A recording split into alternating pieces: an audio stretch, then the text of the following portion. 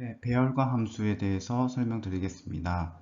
먼저 눈에 띄는 것은요, 여기 함수의 원형 부분에서 입력 단자 부분, 입력 부분이 스코어라고 하는 배열로 되어 있고요. 호출 당시에 그레이드라고 하는 배열명을 넣어서 정의된 곳에 배열의 원본이 전달이 될 것입니다.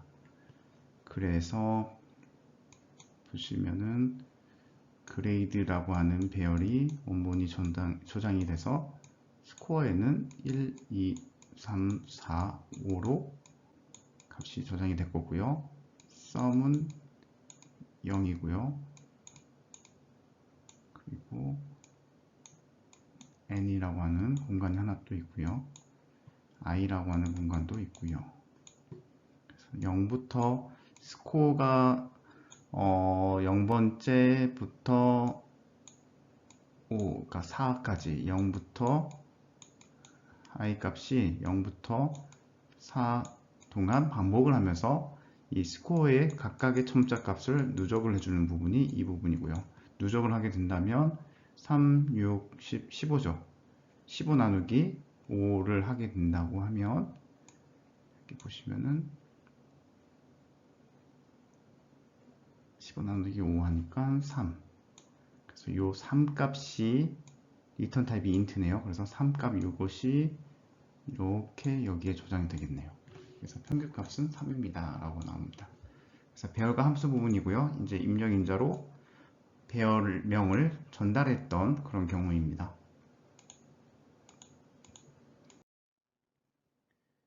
원본의 배열의 변경을 금지하는 방법입니다. 여기서 눈에 띄는 키워드는 const고요. const는 상수화한다, 변수를 상수화한다. 그래서 변하지 못하게끔 하겠다는 의미의 키워드입니다. 그래서 메인에서 보시면 s라고 하는 배열이 있고요. hello라고 하는 널까지 이 문자열이 다 저장이 된 상태고요. d는 아무런 저장된 문자들이 없는 상태의 문자열 배열입니다. 그래서 이 s라고 하는 것이 원본에 들어가고 복사본에는 d라고 하는 부분에 들어가서 호출이 될 거고요. 그러면 어떻게 되죠? 이렇게 여기 소스에 들어가고 그리고 이 부분을 이렇게 들어가게 되죠. 그래서 이제 호출이 되게 된다면 이 소스에 있는 hello하고 널 문자까지 이렇게 저장을 하고 싶은데 배열 간의 대입 연산자를 통해서는 저장이 되지 않고 각 요소에 첨자에 접근을 해야 되기 때문에 이렇게 포문을 사용해서 각각 0번째부터 사이즈 7이기 때문에 6번째까지 이 6번째 첨자 값까지 접근을 해서 복사를 하고 싶은 겁니다.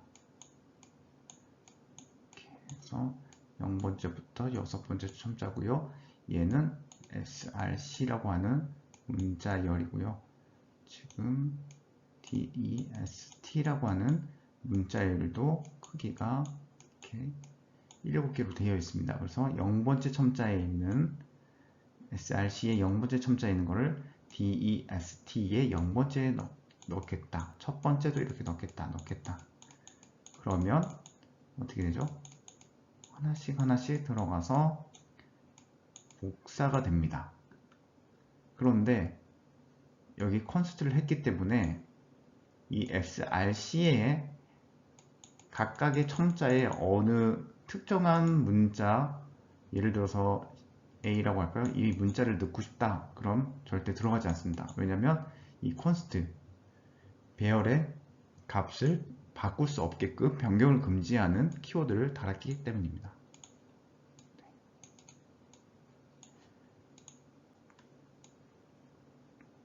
그래서 D라고 하는 문자열을 출력했을 때 S의 문자열 값과 동일하게 복사가 되었기 때문에 hello가 출력이 될 겁니다. 다음은 이제 정렬입니다. 이 부분부터는 어떻게 보면은 C 언어를 넘어서 자료 구조의 한 부분인데요. 우리가 엑셀이나 이런 여러 그 데이터 파일을 가지고 정렬을 했을 때 여기 예제에서는 제조사 모델 있고 이제 업체수 출시 연도까지 다양한 정보가 있는데 이 가격 부분, 최저가 부분에서 낮은 가격부터 높은 가격으로 소트를 했습니다. 정렬을 했죠. 그래서 이렇게 정렬을 하는 부분, 이런 자료 구조 중에 한 일부분입니다. 자료 구조에는 q, 스택, 또 sort, 또 뭐 있냐면요, 링크드 리스트 등 다양한 형태로 데이터를 어떻게 핸들링할지에 대해서 나오는데, 네, 이 부분은 이제 정렬 부분입니다. 첫 번째 나오는 개념은 선택 정렬입니다. 선택 정렬 같은 경우에는 뒤에 이제 실습에서 코드를 보실 수가 있긴 한데요. 먼저 맨 앞에 있는 거를 기준점으로 해서 나머지 값들과 비교를 합니다. 그래서 더 작은 값이 존재한다고 하면 서로 스위치를 해줍니다. 그래서 1이 앞으로 왔죠. 그래서 1의 자리는 5가 왔고요. 그래서 5를 제외한 나머지 중에서 가장 작은 수이기 때문에 1은 확정이 됩니다. 그리고 나서 3을 기준으로 나머지와 비교했을 때 2라고 하는 더 작은 수가 있기 때문에 서로 스위치를 해주고요. 그러면 1, 2에서 2까지 확정이 되고 8과 나머지 비교해서 3이 더 작기 때문에 이렇게 확정, 5랑 8, 7과 비교했을 때 어떻게 되죠? 5가 제일 작습니다. 그래서 5까지 확정, 7, 8 비교했을 때 7이 작기 때문에 확정해서 마지막까지 이렇게 확정이 되는 그런 문제입니다. 그래서 원래 배열은 아무런 규칙성이 없는 그런 값들이었는데 정렬을 통해서 작은 수부터 큰 수까지 이렇게 솔트가 된 것을 보실 수 있습니다. 네, 이 실습의 해답 부분을 보시게 된다면 가장 눈에 띄는 것은 이 함수입니다. 그래서 이 함수의 정의 부분, 이 부분에 대해서 각각의 초기 값을 기준으로 해서 하나씩 ij, temp 이렇게 이 변수의 각각 초기 값이 어떤 건지 이 포문을 돌면서 어떤 결과가 나오는지 이 포문을 비교하면서 충족됐을 때 이렇게 코드가 수행이 될지 그리고 마지막에 이렇게 원소 값을 서로 이제 교환해 주는 그런 코드인데 한번 값을 초기 값부터 한 줄 한 줄 실행될 때의 그 값을 확인해 보시면서 우리가 앞에서 제가 설명했던 선택 정렬의 알고리즘대로 흘러가고 있는지를 확인해 보시고요. 그 알고리즘을 익히신 다음에 이 실습 코드를 보지 않고도 스스로 코딩이 가능하게끔 익히시는 게 중요할 것 같습니다. 다음은 이제 순차 탐색입니다. 이거는 자료 구조 중에서 서치 부분이라고 보시면 될 것 같고요.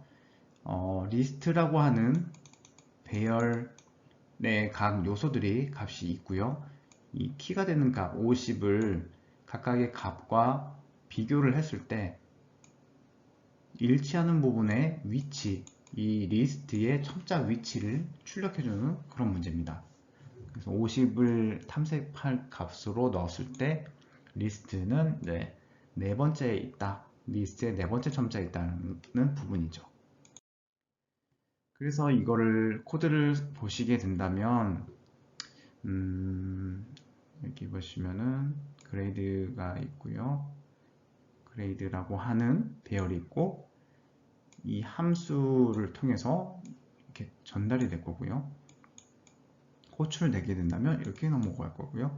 사이즈랑 키값 모두가 다 넘어갈 겁니다. 그러면서 포문을 통해서 반복을 하면서 어느 경우 리스트에 0부터 시작해서 사이즈가 3, 4, 6개죠. 5라고 하는 i 값이 0부터 5라고 하는 값 동안 반복을 하면서 어떤 행위를 하냐면요. 키값 50이라는 값과 이 리스트에 첨자에 있는 값 있죠. 요 각각의 값이 일치하는 경우에 그때의 i 값, 여기에 첨자 값을 리턴해 주겠다는 겁니다. 근데 만약에 여기에 70이라고 하는 키 값을 스캔F를 통해서 입력을 받았다고 하면 없기 때문에 마이너스 1을 출력해서 탐색하지 못했다, 실패했다, 찾을 수 없다는 그런 결과까지 나오게 하는 문제입니다. 네, 다음은 2차 배열입니다. 우리는 1차 배열, 이렇게 S라고 하는 배열에서 10개의 칸을 갖는, 크기를 갖는 1차 배열에 대해서 배웠는데요. 지금 이제 2차 배열, 그리고 3차 배열에서도 어느 정도 이해를 하고 넘어가려고 합니다. 인트형이고 S라고 하는 2차 배열 이름이고요. 앞에 있는 거는 행입니다. 그리고 뒤에 있는 거는 열이고요. 그래서 행열을 염두에 두시면 될 것 같고요. 행이라고 하는 거는 말 그대로 여기부터 0행, 그리고 여기 1행, 여기 2행이고요. 이 하나가 열입니다. 위에서 아래로 열, 0열, 1열, 2열, 3, 4열이고요. 그렇게 된다면 행열은 마치 그 S축, Y축과 같은 좌표랑 비슷하지 않습니까? 여기 보시면. 그래서 여기는 S축으로 1, Y축으로 1 했을 때 이 위치랑 동일하죠. 1,1. 여기는 어떻게 됩니까? 여기 기준으로 했을 때 영행의 네 번째 열을 의미하는 거죠. 그래서 이 2차 배열을 선언할 때는 앞에 자료형, 이 한 칸 한 칸은 모두 다 인트형이기 때문에 인트 자료형을 써줬고요. 그 옆에는 2차 배열명, 1차 배열명 적어준 것처럼 2차 배열명을 S로 줬고요. 이거는 이제 변수명이기 때문에 다른 걸로 바꾸셔도 무방합니다. 그래서 행열의 크기, 행은 3개의 행이 있을 거고 5개의 열이 있다. 하나, 둘, 3개, 하나, 둘, 셋, 넷, 5개. 0부터 시작해서 그렇지 보시면은 이게 3행 5열인 걸 확인할 수 있습니다. 그래서 그 크기, 행의 크기, 열의 크기를 나타내는 숫자입니다. 2차 배열은 우리가 앞에서 만들었던 1차 배열을 보기 쉽게 하나의 행을 이렇게 5칸의 열을 하나의 세트를 만들어서 묶어서 1행이라고 했던 거고요. 그 다음 5칸을 묶어서 2행, 그 다음 5칸을 묶어서 3행으로 만든 것 뿐입니다. 우리가 사람이 보기 쉽게 행렬로 나타낸 것 뿐이지 1차 배열과 크게 다를 건 없습니다. 그래서 2차 배열의 활용 문제인데요. S라고 하는 배열명으로 2차 배열을 만들 건데 모두 인트형이고 3행 5열이다. 그리고 0,0, 3,5까지 0,0, 0,1, 0,2 이렇게 된 거죠. 이렇게 쭉쭉쭉쭉 해서 각각 값을 0, 1, 2, 3, 4 줄 바꾸고 5, 6, 7, 8, 9 줄 바꾸고 10부터 14까지 차례차례 1씩 증가하도록 저장을 시키고 이를 출력하는 문제입니다. 다소 헷갈릴 수 있고 처음 하시는 문제이기 때문에 실습을 보시고 기본 예제를 익히시는 게 더 좋을 것 같습니다. 2차 배열을 활용한 실습입니다. 인트형으로 S라고 하는 2차 배열명 그리고 행렬의 크기 3과 5를 줬고요. 첨자 처리까지 했고요. 그 다음에 IJ는 밑에 있는 포문에서의 제어 변수로 사용할 거고 밸류 값은 0으로 초기화를 해줬습니다. 그래서 2차 배열의 각각의 그 첨자 값에 접근하기 위해서는 이중 포문을 사용합니다.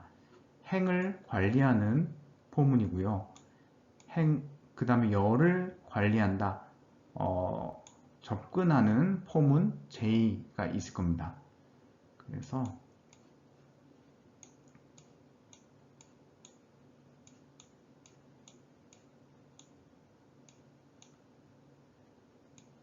3행 5열이고요. 요 하나하나가 0,0, 0,1, 0,2 이런 식으로 1,0, 1,1 2,0, 2,1 이렇게 돼 있을 거고요. 여기에 i 값이 0이라고 하는 거는 행렬의 중에서 행을 의미하는 거고요.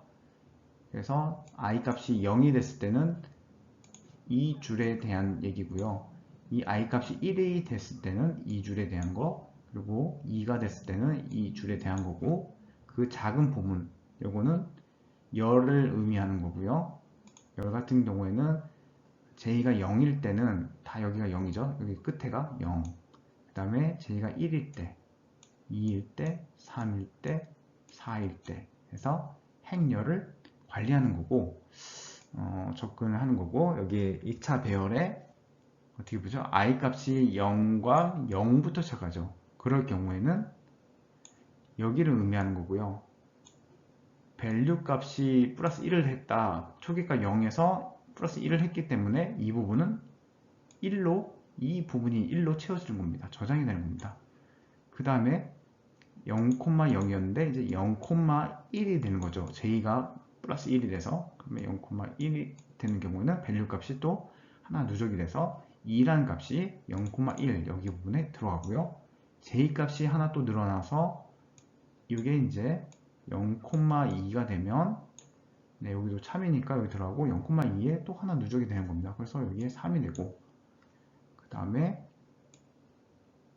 j 값이 하나 늘어나서 0,3이 되면 참이기 때문에 0,3에 또 누적돼서 4가 되고요.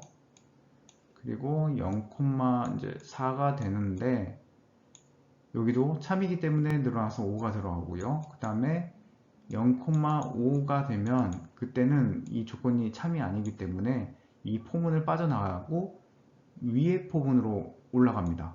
올라가게 되면 j 값이 하나 늘어나죠. 그러면 j가 1이 되는 겁니다.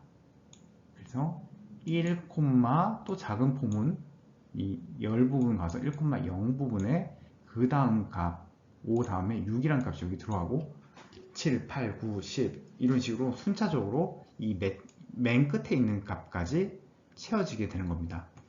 그래서 이 포문은 이 이중 포문 같은 경우에는 각각의 행렬의 그 첨자에 접근을 해서 숫자 1부터 그 다음 이제 플러스 1을 해서 각각 값들이 채워 나가는 저장하는 그런 이중 포문이고요.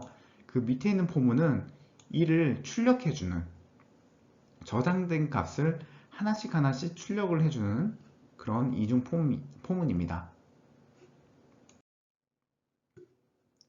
2차 배열의 이제 초기화 부분인데요. S라고 하는 2차 배열의 3행 5열 총 15칸이죠. 이거를 초기화 할 때는 이렇게 한 줄에 중괄호를 앞과 뒤에 묶어주고요. 이런 게 하나의 행이 되는 겁니다. 이 0행, 1행, 2행 해서 이거를 또 중괄호로 묶어준다고 하면 아래처럼, 아래 그림처럼 각각의 값이 그대로 초기화가 돼서 저장이 되는 것을 확인할 수가 있습니다.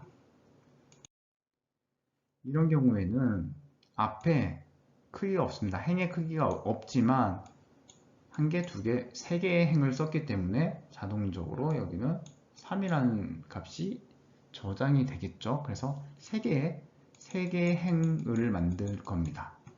그리고 이거는 보시는 것처럼 셋, 넷, 다섯 개의 열이기 때문에 그대로 들어갈 겁니다.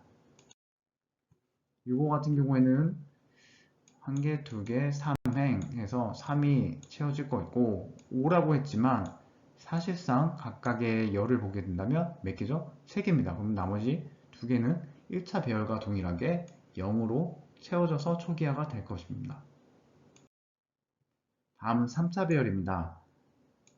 인트형으로 3차 배열명 S를 지어줬고요. 앞에 있는 거는 차원이라고 보시면 됩니다. 차원. 페이지라고 보시면 더 이해가 쉬울 것 같은데요. 3행 5열이 몇 개 있는지 대략적으로 그리면 이제 3행 5열이 한 개 있다, 한 페이지 있다. 그리고 동일하게 생긴 3행 5열이 두 페이지가 있다. 그런데 이런 게 지금 6개 있다고 했죠. 그러면 이런 삼행오열이 6개 있다는 뜻입니다. 이게 이 전체를 묶어서 S라고 표현하고 3차 배열이라고 하는 거죠.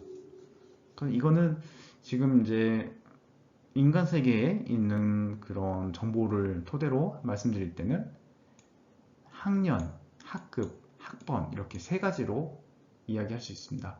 그 전까지는 학생의 번호만 관리했다고 하면 이 번호들, 학생의 번호를 각각 학급별로 나타낼 수가 있고 학급과 학습 번호를 더 나아가서 학년별로도 관리할 수 있게끔 3차 배열로 진화된 것이죠.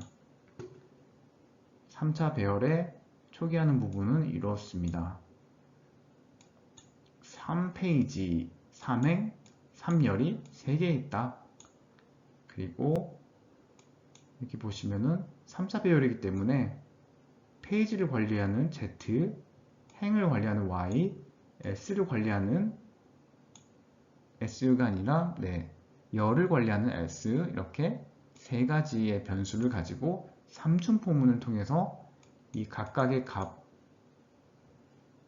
0페이지 0, 행 0, 1 이 부분의 초기값이 1이죠. 1에서 하나 증가한 값 2부터 해서 3, 4 이런 식으로 채워질 겁니다. 네, 지금까지 1차 배열부터 2차 배열, 마지막에 3차 배열까지 알아보셨는데요. 기본적인 개념만 익히신 거기 때문에 이해하신 이론을 기반으로 해서 여러 다양한 예제를 풀어보시면 좋을 것 같습니다. 이상 강의를 마치겠습니다.